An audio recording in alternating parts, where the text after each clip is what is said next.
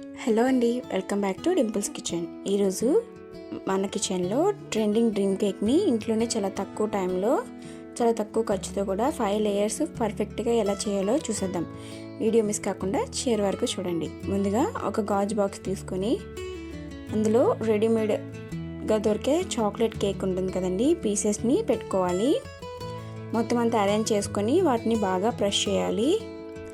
ఇది కొంచెం జ్యూసీగా సాఫ్ట్గా ఉండడానికి పైన 2 స్పూన్ల గోరువెచ్చని కాఫీ పాలు వేయండి.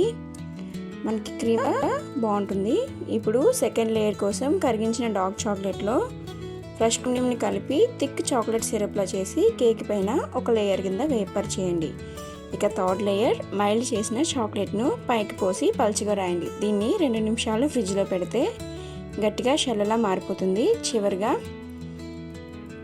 చూసారా, గట్టి షెల్లా మారింది కదా. చివరగా కొంచెం కోకో పౌడర్ని చల్లుకుంటే అంతే అండి, ఇన్స్టెంట్ డ్రీమ్ కేక్ రెడీ. తక్కువ ఖర్చుతో తక్కువ టైంలో భలే కుదిరింది కదండి.